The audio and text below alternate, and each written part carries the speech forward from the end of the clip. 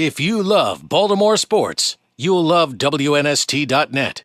Live on Coors Light Radio Row, and I've got my draft situation in order now because I can say with full conviction that the great Phil Savage has joined us here to give us all things draft-oriented as the newest consultant, and I use that in quote marks, for the Philadelphia Eagles. I don't even like them, Phil Savage. Don't give me a reason to like the Eagles. First the Browns and now the Eagles. Next thing I know, you'll be in Pittsburgh. What's going on, brother?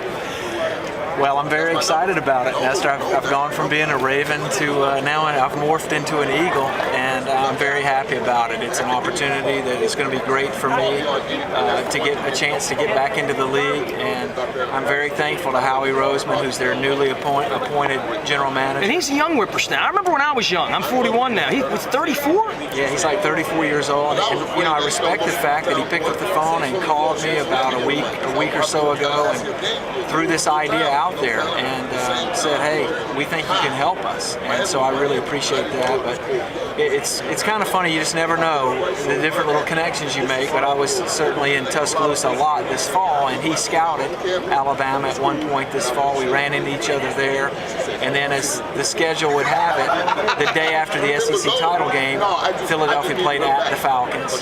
I stuck around and went to the game. A week later, the Eagles played at the Giants. I was in New York, went to the game. We ran into each other both occasions, talked a little football, and I think it probably planted a seed in his mind that, hey, if something ever happens, this is somebody that I would be interested in having on our staff. So this is a short-term appointment, or is this a real long-term thing? No, this is a short-term situation. But it could be, right? Maybe. And I think, you know, in essence, it's a potentially somewhat of a tryout. I guess you could term it that way. But again, it's a way to get a toe back in the NFL waters, and I'm very excited about it. They're a great organization. You know, remember, Nestor, I had a chance to go interview there in 2001. Absolutely remember that.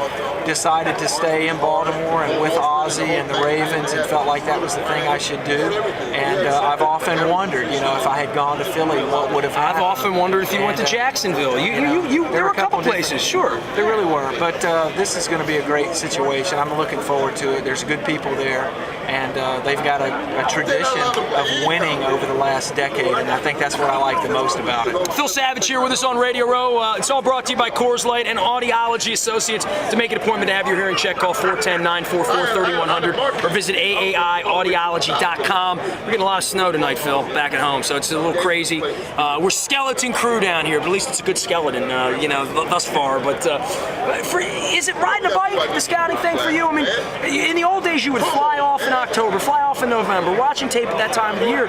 But let's be honest, nothing really happens until you're on the clock in April. Really, that's when the decision's made.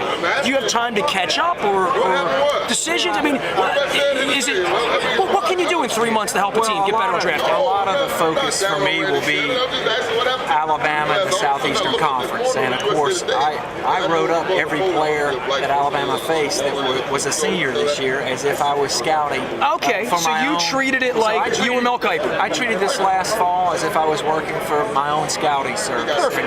So I have about a 14 or 15 school foundation to work from. And is that enough? What would you have had in the real world? Oh, you know, in the typical sense, you would probably get anywhere from 40 to 50 schools, and then maybe have seen another set of teams in games.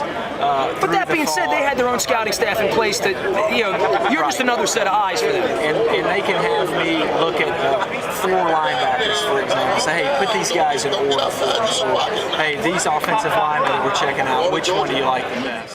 If you love Baltimore sports, you'll love WNST.net.